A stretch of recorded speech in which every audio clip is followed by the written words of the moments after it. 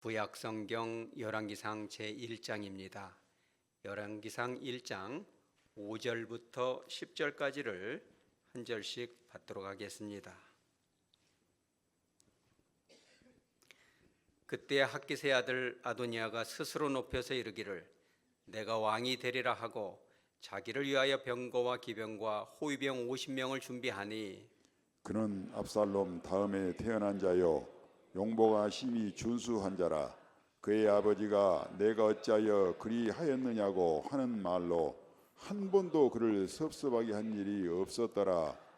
아도니아가 스루야의 아들 요압과 제사장 아비아달과 모의하니 그들이 따르고 도우나 제사장 사독과 여호야다의 아들 부나야와 선지자 나단과 시므이와 레이와 다윗의 용사들은 아도니아와 같이 하지 아니하였더라. 아도니아가 에느로겔 근방 소헬렛 바위 곁에서 양과 소와 살찐 송아지를 잡고 왕자 곧 자기의 모든 동생과 왕의 신하된 유다 모든 사람을 다 청하였으나 선지자 나단과 분하야와 용사들과 자기 동생 솔로몬은 청하지 아니하였더라. 아멘. 거룩하신 하나님 아버지, 이 귀한 말씀을 가지고 이 아침 다니엘서 싸우니 성령 하나님께서 임재하여 주셔서 우리들의 어두워진 심령을 예수 그리스도의 보혈로 씻겨주셔서 온유하고 착한 마음으로 말씀을 받고 능력 있게 말씀을 전달할 뿐만 아니라 우리 모두가 주님의 음성으로 들리워져서 삶 가운데 열매 맺을 수 있도록 은총 베풀어 주시옵소서. 거룩하신 예수님의 이름으로 기도드리옵나이다. 아멘. 경건한 남성, 따뜻한 아버지라는 책을 잠깐 소개를 하도록 하겠습니다. 한 이야기가 있는데 이것은 해밍웨이의 단편 소설 중에서도 잠깐 거론된 이야기이기도 합니다. 스페인의 한 이제 방황하는 소년이 있었습니다. 이름은 파코입니다. 파코라 함은 프란시스코를 줄여서 한 말인데 스페인에는 파코라는 이름이 상당히 많은 흔한 이름, 우리나라의 철수, 영희 이런 이름인 것입니다. 그런데 이 소년이 아주 엄한 아버지 밑에서 자라다 보니 상처가 많아서 집을 가출하게 이릅니다. 그래가지고 수도 마드리드를 가서 방황을 하게 되는데 아버지가 가만히 생각해 보니까 참 내가 대단히 잘못되었구나 반성이 돼서 이제 마드리드까지 찾아갑니다. 그래서 신문에 광고를 내요. 아빠가 참 잘못했다, 미안하다, 너도 용서하고 나도 용서하고 서로 용서하자, 무월 무일 모시 여기서 만나자라고 광고를 냅니다. 그래가지고 그날 그 시에 그 장소에 딱 나가보니까 아들이 나와 있어요, 안 나와 있어요? 파코가 나와 있는데 파코만 나온 것이 아니라 파코라는 이름의 소년이 몇 명이 나왔어요? 800명이 나와 있어요. 파코라는 이름의 아이들, 아버지와의 갈등, 사랑을 받지 못하고 학대받아서 유리방황하는 수많은 파코들, 마드리드뿐만 아니라 다른 도시에 가면 또 다른 이름의 얼마나 많은 아이들이 아버지의 사랑을 받지 못해서 방황하고 있는가. 하나님 아버지의 사랑을 받지 못해서 교회를 다니다가 방황하는 아이들, 그리고 이제 곧 뭐가 들어와요? 명절이 구정이 돌아오잖아요. 명절이 되어도 집에 선뜻 오지 못하는 방황하는 나이 먹은 아이들도 얼마나 많습니까? 여러분, 그런 아이들 주님의 마음으로 품어주시기 바랍니다. 아버지의 부재, 이것은 이 시대의 아픔이기도 해요. 수많은 가정들이 깨어지기도 하고 그러잖아요. 엄마 혼자 키우기도 하고 할머니가 키우기도 하고 결혼을 안 하기도 하고 정말 더 많은 파코들이 있는지도 모르겠습니다. 더 많은 영적인 파코들이 교회를 다니다가 방황하고 있는지도 모르겠습니다. 아버지의 부재가 얼마나 심각한 그런 결과를 초래하는가, 여러분 우리 성경 본문을 통해서 잠깐 보면 이런 것입니다. 영적인 파코였던 아도니아라는 다윗의 네 번째 아들이 있었습니다. 이 아도니아가 어떤 일을 하냐면 5절에 나옵니다. 다윗 왕의 부재로 인해서 이 아도니아가 이렇게 자랍니다. 그때 학기세 아들 아도니아가 스스로 높였다. 스스로 높였다. 그리고 내가 왕이 되리라 이랬어요. 그러니까 아버지가 부재가 되니까 이 아도니아는 자기밖에 모르는 그런 사람이 된 거죠. 여러분, 이 시대에 자기밖에 모르는 사람들은 얼마나 많아요. 가정에도, 친족 가운데도, 교회 가운데도 자기만 생각하잖아요. 이런 사람들이 종종 있는 것입니다. 왜? 아버지가 부재가 되니까. 스스로 높였다는 단어가 미트나세라는 단어인데 그 안에는 교만과 오만이라는 뜻이 숨겨져 있어요. 그러니까 이 아도니아가 내가 왕이 되리라. 그러면서 또 뭐라고 하냐면 자기를 위하여 이런 군사들을 준비하였다. 여러분, 왕은 누구를 위해서 세워져야 돼요? 그렇죠. 백성을 위해야죠. 당연히 한 국가의 지도자가 되고 왕이 되면 백성의 입장을 생각해야죠. 무엇보다도 신정 왕국이기 때문에 하나님을 위해서 정치를 해야죠. 그런데 이 아도니아는 누구를 위해서 왕이 돼요? 자기를 위해서, 높으나 낮으나 그죠? 가족을 위해서, 성도를 위해서, 백성을 위해서, 하나님을 위해서 그런 직분을 받고 왕이 돼야죠. 자기밖에 모르는 인물 되죠. 그러니까 아버지의 부재가 얼마나 이런 결과, 안 좋은 결과를 일으키냐는 거예요. 두 번째는 뭐냐면 반역을 일으키는데 5절 하반절에 이렇게 나옵니다. 병거와 기병과 호위병 몇 명을 50명을 준비했다. 보디가드가 보통 연예인들은 몇 명 데리고 다닙니까? 많으면 5명 이렇게 데리고 다니죠. 그런데 이 아도니아는 몇 명? 50명을 준비하고, 특별히 기병이라 하면 말하자면 마병대잖아요. 그 시대에 엄청난 기동력이 있죠. 뿐만 아니라 병거를 준비하였다. 병거는 영어로는 체리어트, 마차, 전차인데 다윗 시대에는 전차 구하기가 상당히 어려웠다고 합니다. 오늘 한글 번역에는 병거라는 단수로 쓰여 있고, 이 사실 히브리어도 레케브라는 단수인데 이게 집합 명사예요. 단수지만 사실은 복수다.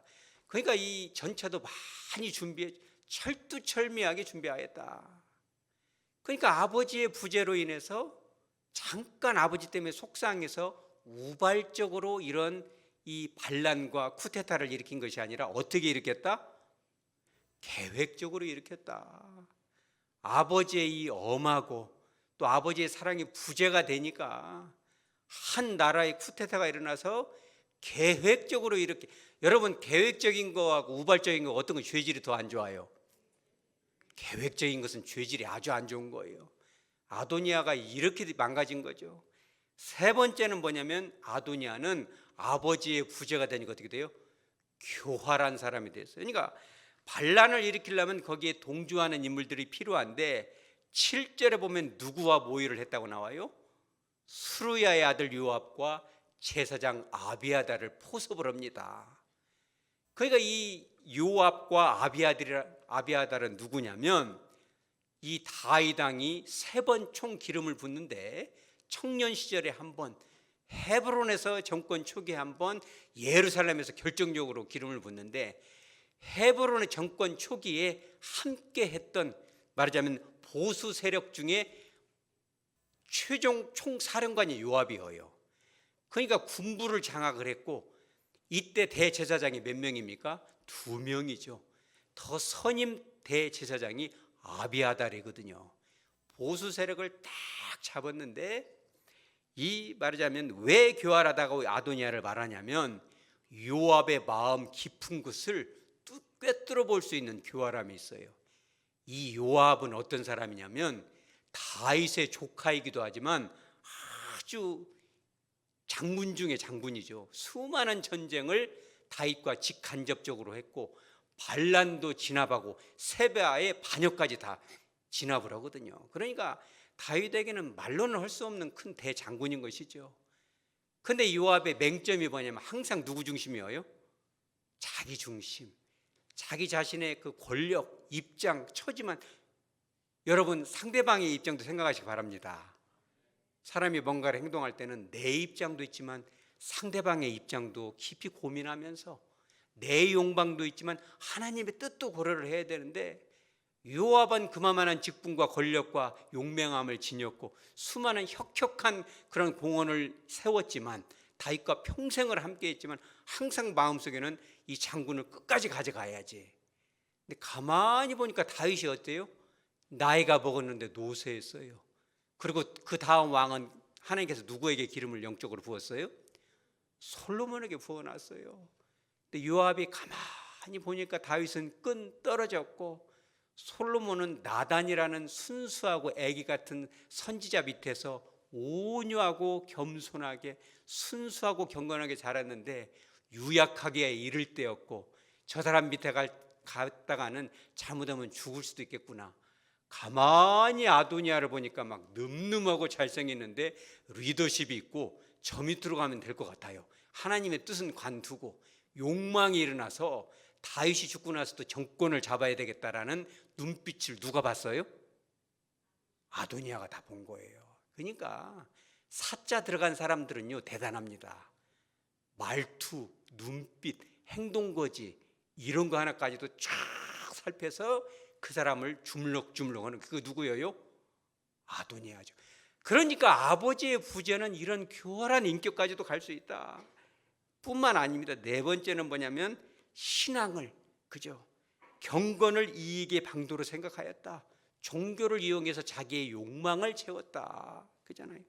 여러분 교회 다니는 목적이 주님을 사랑하는 순수함으로 끝까지 이루어지시기 바랍니다. 교회를 통하여 신앙생활, 인간관계를 통해서 뭔가를 개인적인 이득을 취하겠다고 생각하는 순간 누구같이 돼요? 아도니아처럼 되는 거예요. 여러분 교회 안에서는 순수하게 끝까지 순수하게 서시기 바랍니다. 그런데 이 아도니아는 9절에 보니까 바위 곁에서 양과 소와 살찐 송아지를 잡고 자기 모든 동생들 왕자들과 다윗 편에 섰던 신하들을 다 모아서 짐승을 잡아. 왜 잡아요? 잔치를 벌이는데 잔치는 2부고 1부는 예배입니다. 그게 뭔 예배예요? 이를테면 장로건사 임직 걸 때 예배 드리잖아요. 그런 거예요. 그러니까 내가 왕이 되기 위해서 예배를 드리는 거죠. 하나님의 뜻이 없음에도 불구하고 예배를 통해서 정치적인 야욕을 이루는 거죠. 그러니까 얼마나 아버지의 훈육이 없으면 아버지의 부재가 사람을 이어같이 만들 수 있냐는 거예요. 다섯 번째로 마지막으로 뭐냐면 자기 반성이 없었다. 반란 일으킨 것을 누가 진압하냐면 솔로몬이 다 진압을 합니다. 그러면서 반영한 사람 어떻게 해야 돼요? 어떤 판결을 내리는 게 맞아요? 사형 판결을 해야죠. 다른 판결이 어디가 있겠어요? 반역을 했는데 수많은 사람 자기 아버지 목에 백성들에게 칼을 들이댔는데 그런데 솔로몬은 사형을 시키지 않고 열왕기상 1장 52절에 한 번 더 기회를 주겠다. 네가 선한 사람이고 선한 마음을 품으면 네 머리털도 만지지 않겠다라고 약속을 하는데 또다시 반역을 합니까? 안 합니까? 또다시 반역을 해요. 그잖아요. 아버지의 그 첩이었던 여인을 내 아내로 주소서라고 솔로몬의 어머니인 바스바에게 부탁을 해요. 그 사실은 선 왕의 첩을 데려오는 건 뭐가 되겠다는 거예요? 왕이 되겠다라는 직간접적인 표현이 되는. 그러니까 자기 반성을 하지 못한다. 이런 5가지 이 결과가 아버지의 부재가 여기까지 오는 거예요. 여러분 교회 가운데 각 구역 가운데 여러분의 가정 가운데 참된 아버지로 우뚝 서시기 바랍니다. 아버지가 없어지면 이렇게 질서가 무너지는 거고 나라가 흔들리는 거고 사람이 망가지는 거예요. 그렇다면 아도니아가 어쩜 이렇게 여기까지 왔을까? 그 원인을 우리가 한번 찾아봅니다. 그것도 5가지인데 첫째는 뭐냐면 5절 하반절에 나옵니다. 뭐로 시작해요? 그때에. 여기 말하는 이 그때, 이 때가 중요합니다. 그때가 어느 때냐면 다윗이 나이가 많아서 국정을 움직일 수 없는 이제 늙은 나이가 되어버렸어요. 그럼 그 다음에 뭘 해야 돼요? 후계자를 세워야죠. 우리나라 이조 왕조 500년 동안 얼마나 시끄러워서 후계자를 잘못 세워가지고 제때 못 세우니까 왕세자를 세워야 되는데 가만 보니까 때가 되는데 왕세자를 안 세워요. 그러니 아도니아가 다른 마음이 들어가죠. 그러니까 아도니아의 반란의 일부 책임은 다윗에게도 있는 겁니다. 두 번째는 뭐냐면 6절에 나옵니다.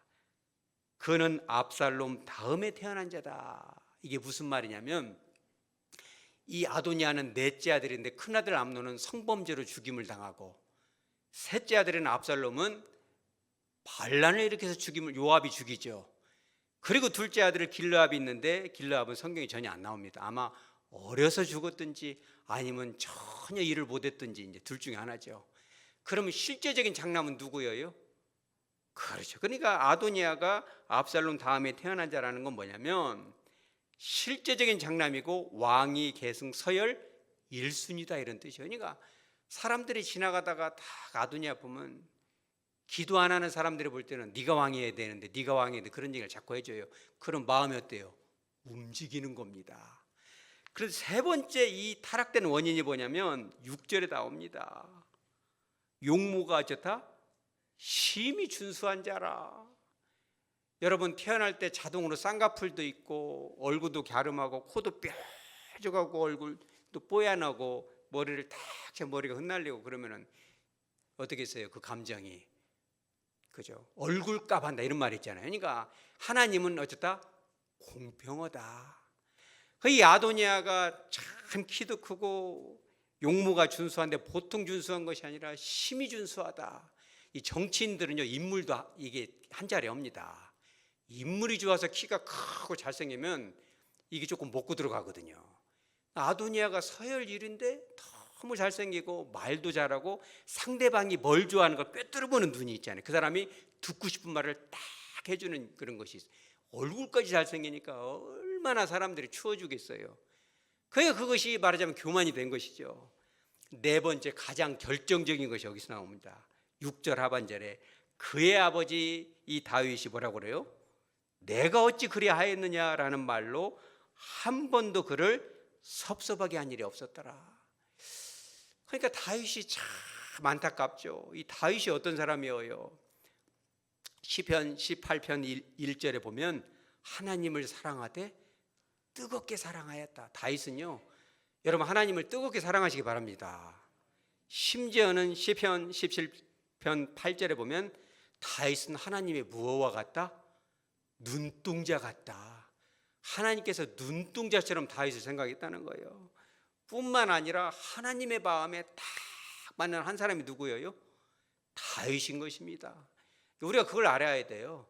저와 여러분이 신앙생활을 잘하고 하나님을 사랑하고 기도도 잘하고 예배도 출석도 잘하고 나라도 다윗 왕국을 만들고 교회를 부흥시키는 일을 하더라도 진짜 좋은 엄마 아빠가 되지 못할 수도 있다라는 것을 여러분들이 깨달아야 돼요. 여러분 좋은 아버지, 좋은 인도자, 좋은 구역장, 좋은 엄마 되시기 바랍니다. 그러니까 아버지가 실제적으로는 이 아도니아 옆에 있었지만 영적으로 정서적으로는 아도니아가 아버지의 부재 가운데 성장을 했다는 거예요. 그럼 아버지가 없으면 누구라도 잘해야 돼요? 엄마라도 잘해야죠. 엄마라도 정신 차려야 되는데 엄마 이름이 뭡니까? 핫기트. 그죠? 히브리어 핫기트인데 이 뜻이 뭐냐면 춤춘다, 축제 이런 뜻이에요. 그러니까 아버지는 부재인데 엄마는 털 춤추러 다녀요. 이렇게 축제하고 뱃속에서부터. 그러니 이게 태교가 되겠어요? 안 되겠어요? 태교가 안 되죠. 엄마라도 말씀으로 가르쳐야 되는데 털 마음은 콩밭에 있고 어떻게 하면 춤을 출 것인가, 어떻게 하면 투자를 잘해서 벌 것인가, 어떻게 하면 재미있을 것인가, 어떻게 하면 맛있게 먹을 것인가, 그런 것도 여러분 필요합니다. 그렇지만 이런 거를 추구하니까 여러분 부모가 없어도 할아버지 할머니라도 사랑으로 말씀으로 키우고 주 양육자가 있으면 든든합니다. 아니면 목사님이라도 선생님이라도 멘토가 돼서 그를 아버지의 부재를 채워줬다면 얼마나 좋았을까요? 그잖아요. 그런데 아도니아는 그런 것들이 안 되니까 그 이름처럼 못 살잖아요. 다윗도 처음부터 그러고 싶지는 않았을 거예요. 아도니아라는 이름이 도대체 뭐예요? 아도니아가 여러분 너무 잘 알잖아요. 아도나이 더하기 여호와의 축약형인 야를 합친 것이 아도니아예요. 아도나이 주님 더하기 그죠? 주님. 그러니까 여호와가 나의 주님이다. 너는 정말 하나님 뜻대로 살아야 된다 이렇게 했는데 아버지의 부재가 되니까 여호와는 어디로 가버리고 자기 마음대로 자기 뜻대로 욕망대로 교활하게 계획적으로 이렇게 범죄하고 나라를 뒤흔들고 교회를 시끄럽게 하고 아프게 하고 가정을 상처를 내는 것이 바로 아도니아가 됐다는 거예요. 여러분, 그렇다면 우리는 어떻게 해야 되겠습니까? 좋은 아버지, 그렇죠, 자녀들에게, 성도들에게 시간을 내주는, 그렇죠, 함께 할 수 있는 여러분 되시기 바랍니다. 여러분, 자녀들 어렸을 때 자녀들과 하루에 몇 분 정도 함께 한 것 같아요? 대답하기 어렵겠죠. 그래서 보스턴 대학에서 재미난 실험을 해봤어요. 아버지들을 쭉 불러다가 자녀들과 하루에 몇 분 정도 이렇게 함께 보냅니까? 이랬더니 평균적으로 15분에서 20분 정도 함께 합니다. 진짜요? 정말입니다. 이래가지고 애들에게 몰래, 이것은 이제 선생님하고 미리 협의가 됐겠죠. 녹음기를 갖다가 딱 삽입을 해가지고 집에 보냈더니 실제적으로 아버지하고 애들하고 대화한 횟수가 2.7회, 딱 3번 정도 대화하고, 그러면은 그런 의미 있게 함께한 시간이 여러분 어느 정도 될 것 같아요? 평균을 내봤더니 37초 정도 나왔어요. 37초. 여러분, 아버지의 부재가 이렇게 심각한 거예요. 그럼 그 집 자녀들이 다 어떻게 되겠어요, 여러분? 여러분은 그런 자녀들이 어떻게 되리라 믿습니까? 주로 이 어머니는 주로 평균값을 하지만 아버지의 역할이 대단히 중요합니다. 그러니까 어렸을 때 이 아버지의 사랑을 많이 받지 못하면 그 주로 여자아이들 마음속에는 뭐가 와요? 그죠? 사랑의 결핍이 와요. 공허함이 옵니다. 그럼 그런 딸들은 아버지의 사랑을 찾아서 이렇게 방황을 하죠. 아버지의 사랑을 받지 못하고 가혹한 아버지로부터 학대를 받으면 뭐가 와요? 반항심이 오고, 그런 애들은 주로 법규를 위반하고 공동체를 흔드는 아이로 성장한다라는 통계가 있다는 거예요. 여러분, 그러니 자녀들과 함께 하시기 바랍니다. 여러분, 교회도 마찬가지예요. 좋은 말씀 듣고 은혜 받고 예배 드리는 것도 중요하죠. 그렇지만 여러분, 그런 구역별로 서로 교제하고 함께 할 수 있는 여러분 되시기 바랍니다. 우리는 다윗으로부터는 교훈을 못 받지만 우리의 영원한 모범 되신 누구예요? 예수님은 어떻게 했는지 한번 바라보도록 합니다. 마가복음 3장 13절 이하에 보면 이렇게 나와요. 또 산에 오르사 자기가 원하는 자들을 부르시니 나온지라. 예수님이 제자들을 딱 불렀어요. 14절에 이에 12를 세우셨으니, 예수님이 제자 12를 세웁니다. 이는, 여기서 말하는 이는 뭐냐면 제자를 세운 이유가 뭐냐, 주님이 저와 여러분을 부르신 이유가 뭐냐, 이렇게 나옵니다. 첫째는 자기와 함께 있게 하시고, 둘째는 보내서 전도도 하며, 셋째는 15절에 귀신을 내쫓는 권능도 가지게 하려 하심이로라. 그러니까 예수님이 제자들을 부르는 목적이 세 가지인데, 두 번째는 전도를 하기 위한 거고, 세 번째는 귀신을 쫓는 능력을 주는 거예요. 뭐 귀신아 물러가라 이게 아니라 세상의 어둠을 물리치는 빛과 소금으로 살라는 거예요. 그런 것을 가르쳐주기 위해서 제자들을 불렀는데, 나머지 두 개보다 가장 중요한 그 목적이 뭐라고 했어요? 자기와 함께 있게 하신다. 그죠? 예수님들도 제자들을 양육하는 아버지로서 어떻게 해요? 함께 하신다. 그 예수님의 여러 가지 별명이 있는데 그 중에 가장 유명한 별명이 임마누엘. 예수님은 함께하는 아버지다. 예수님 우리와 항상 함께한다. 말로 할 수 있을 것 같으면 예수님이, 하나님이 100만 광년 멀리 있는 천국에서 에너지로 말씀으로 탁탁 보내가지고 가르치지, 뭐하러 불편한 몸을 입고 우리 옆으로 오셨겠어요? 예수님이. 왜? 함께 하시려고. 여러분들도 자녀들과 함께 하시기 바랍니다.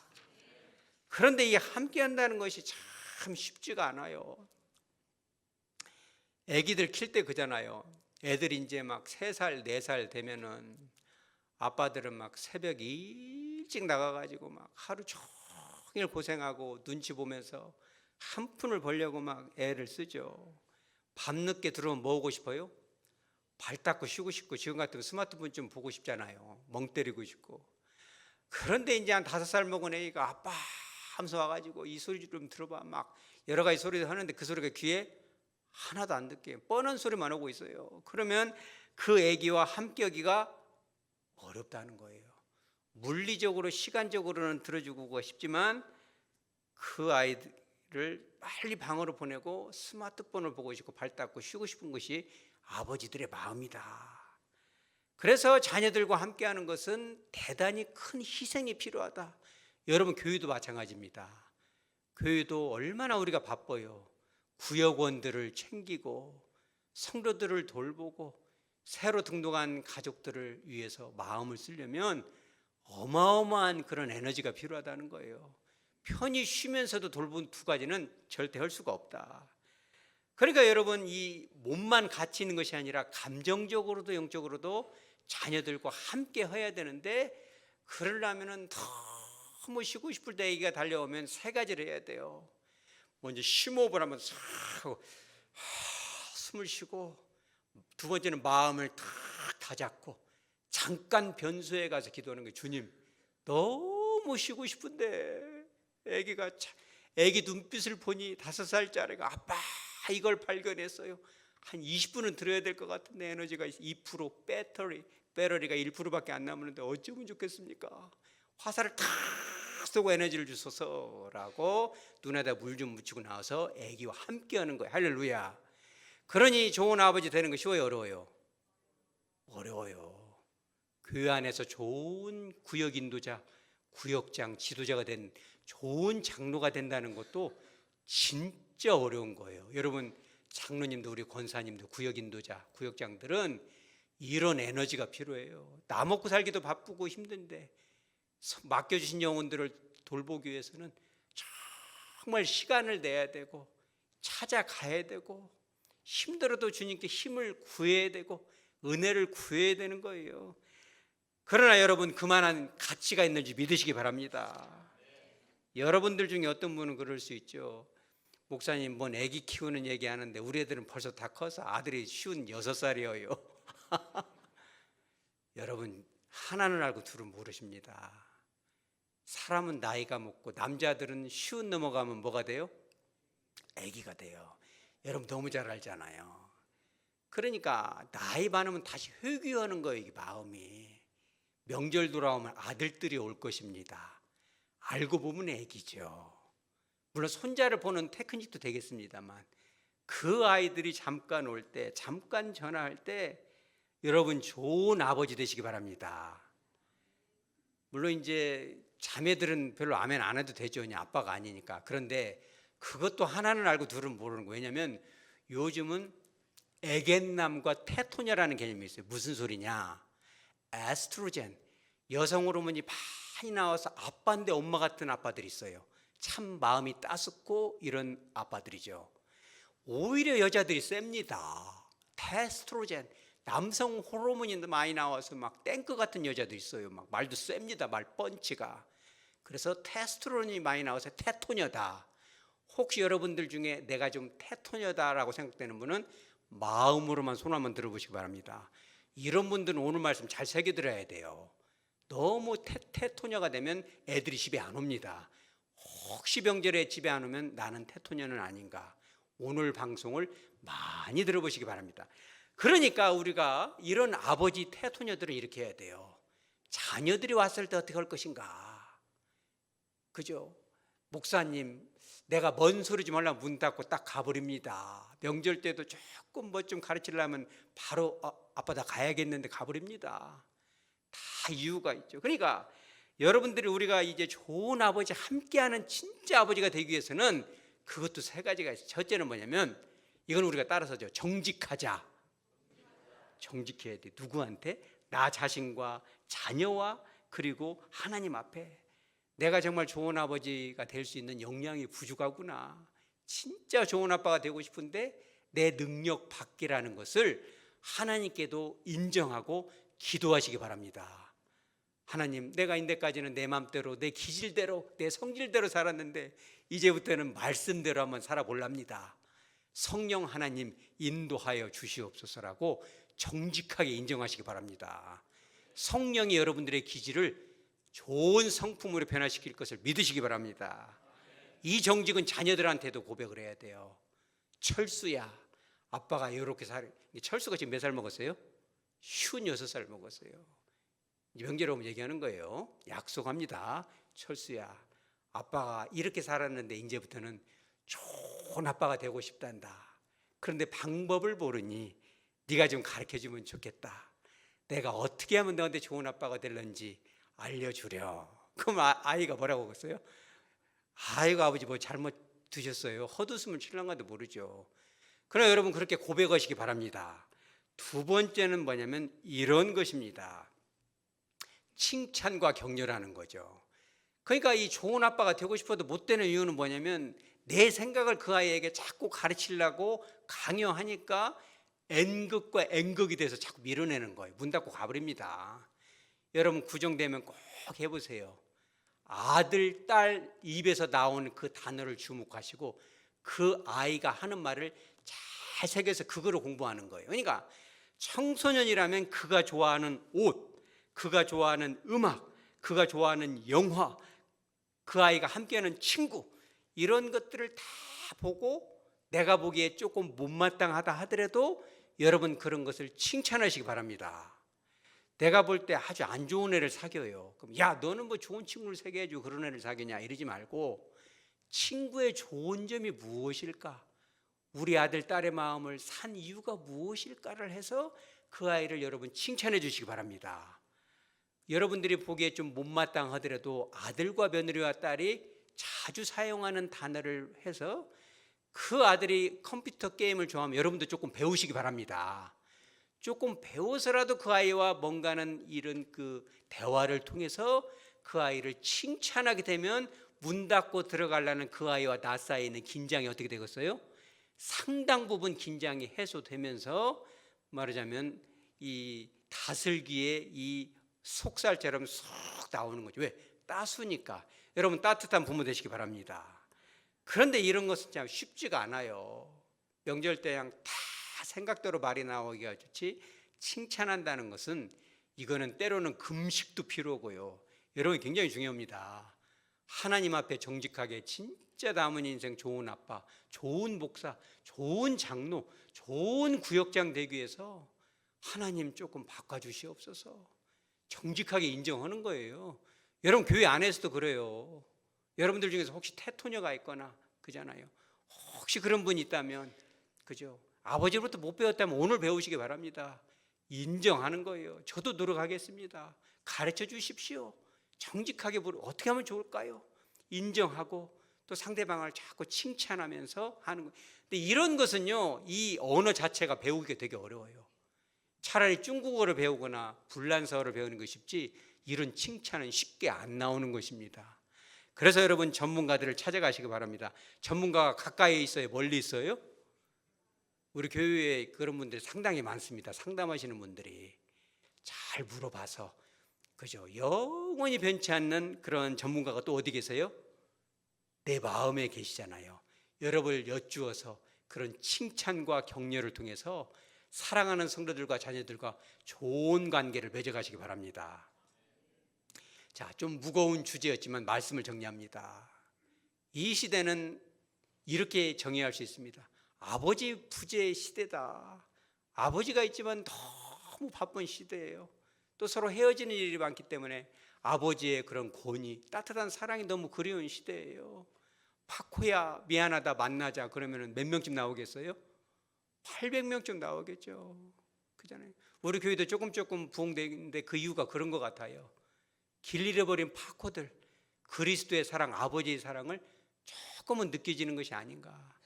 여러분 우리가 이 아버지의 사랑, 아버지의 부재가 이 가정과 교회에 일어나게 되면 수많은 길 잃은 양들이 방황하게 되고 오늘 아도니아가 그랬던 것처럼 공동체에 아픔을 주는 것입니다. 그러니 여러분 좋은 아버지, 좋은 어머니로 성장하시기 바랍니다. 올해 2026년에는 그리고 다가오는 명절에는 꼭 미리미리 준비하시기 바랍니다. 어떤 말을 해주면 자녀가 좋아할까? 이 생각하면 되게 어렵고도 쉬운 게 그거예요. 저 아이가 어떤 말을 듣고 싶을까? 그 아이가 돼서 한번 생각해 보는 거예요. 그냥 생각하면 생각이 안 나니까 금식 좀 하시기 바랍니다. 한 3끼니 전에 금식하고 주님 우리 아들이 뭔 말을 좋아할까요? 간절히 기도하고 친해지는 가운데 주님도 그러셨던 것처럼 삶을 통하여 가르치고 삶을 통하여 모범을 통하여 그 아이를 양육하고 그로 말미암아 우리들의 가정이, 가문이, 교회가, 구역이 성령 충만하고 사랑으로 하나 된 교회, 그런 축복을 마음껏 누릴 수 있는 저와 여러분 되어지기를 주 예수의 이름으로 축복합니다. 아멘.